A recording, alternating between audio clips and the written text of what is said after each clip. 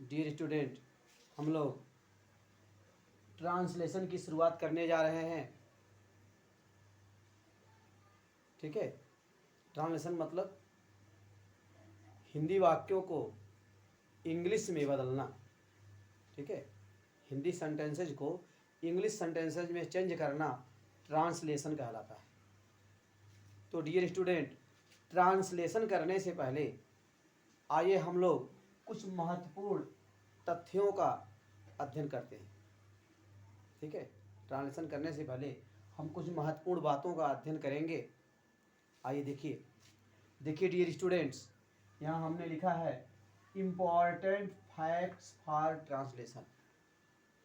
Important facts, महत्वपूर्ण तथ्य for translation, translation के लिए महत्वपूर्ण तथ्य। तो डियर स्टूडेंट, आइए इसके विषय में हम समझते हैं। देखिए, हमने यहाँ पर एक वाक्य लिखा, शीला गाना गाती है।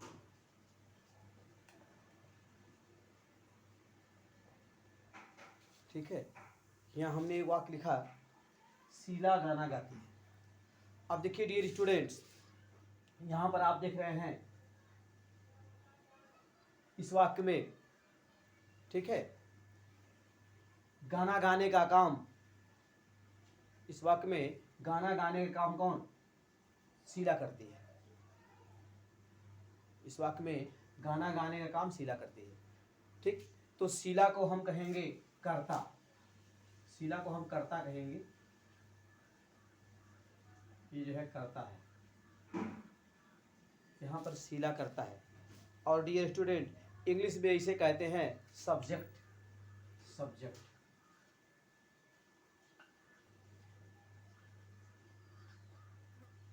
ये आपका सब्जेक्ट है। ठीक है, ठीक। और देखिए, शीला गाना गाती है। शीला क्या करती है? गाना को गाती है। शीला गाना को गाने का काम करती है। तो डियर स्टूडेंट, यहाँ पर ये जो गाना है, ये कर्म है, इसे कर्म कहेंगे। और इंग्लिश में इसे कहते हैं ऑब्जेक्ट। ठीक, तो ये ऑब्जेक्ट हो गया। तो ध्यान दीजिए, वाक्य में कर्ता जो होता है, जिस काम को करता है, उसे हम ऑब्जेक्ट कहते हैं, कर्म कहते हैं। तो यहाँ पर शीला जो है गाना को गाने का काम करती है। यहाँ पर शीला गाना को गाने का काम करती है। तो गाना जो है, गीत जिसको गा रही है, तो ठीक है, वह क्या हो गया? ऑब्जेक्ट। तो यहाँ पे गाना शब्द, शीला गाना को, गीत को गाने का काम करती है। तो यहाँ पर गाना ऑब्जेक्ट हो गया, जिस गीत को वो गाती है वो ऑब्जेक्ट हो गया। ठीक, ऑब्जेक्ट मीन्स कर। और देखिए, यहाँ ध्यान दीजिएगा, अगर वाक्य में से गाती है शब्द, यहाँ से गाती है शब्द को हटा दिया जाए। मान लीजिए आपने गाती है शब्द को हटा दिया। ठीक, मान लेते हैं आपने गाती है शब्द को यहाँ से हटा दिया, तो आप वाक्य को पढ़िए, शीला गाना। ये क्या आप कह रहे हैं? ये अर्थ का अनर्थ, कार्य पूरा नहीं हो रहा है। तो स्पष्ट है, वाक्य में कार्य के पूरा होने के लिए, वाक्य में कार्य के पूरा होने के लिए गाती है शब्द का होना बहुत जरूरी है। तो इस तरह से यहाँ पर गाती है शब्द क्या है? क्रिया है, इसे क्रिया कहेंगे। क्रिया, यहाँ पर गाती है शब्द क्रिया है, और क्रिया को इंग्लिश में वर्ब कहते हैं। यह है क्रिया, इसे कहते हैं इंग्लिश में वर्ब। ठीक है, तो ध्यान दीजिएगा, वाक्य में वह शब्द जिसके माध्यम से किसी काम का करना या होना प्रकट होता है।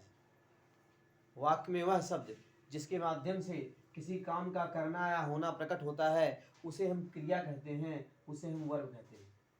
तो ध्यान दीजिएगा, यहाँ पर गाती है शब्द, आप देख रहे हैं यहाँ पर गाती है शब्द, इसी के माध्यम से कार्य का होना दिखता है, कार्य का होना प्रकट होता है। तो इस शब्द को हम क्रिया कहेंगे। ठीक है, तो इस तरह से आता है, जाता है, खाता है, पीता है, सब क्या है? क्रिया है।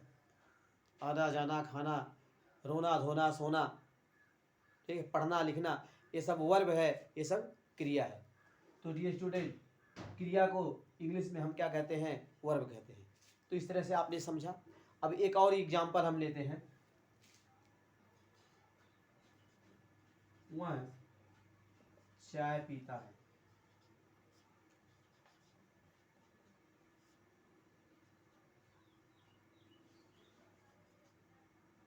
अब देखिए, हाँ हमने लिखा वह चाय पीता है।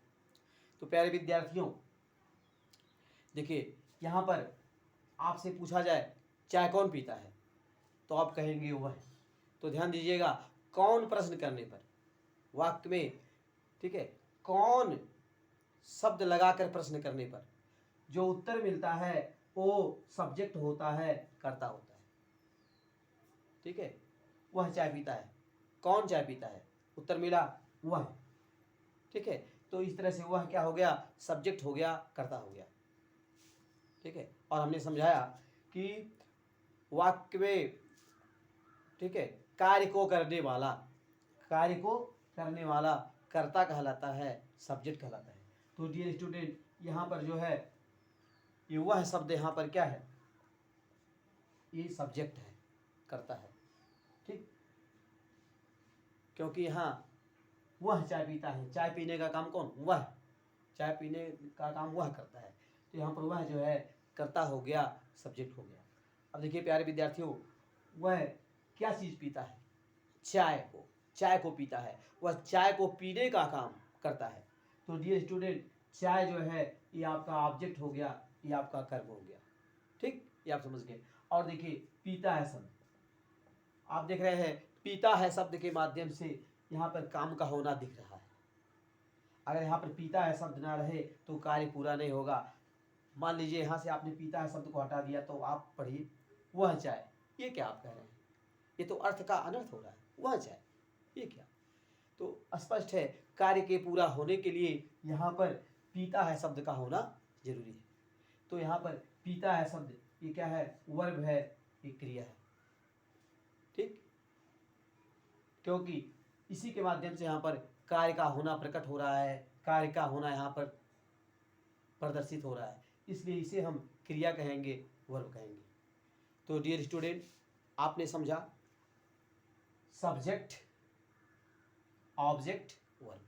अंडरस्टैंड? सब्जेक्ट मीन्स कर्ता, ठीक है, ऑब्जेक्ट मीन्स कर्म, वर्ब मीन्स क्रिया। तो डियर स्टूडेंट, आज की पढ़ाई हम यहीं पर समाप्त करते हैं।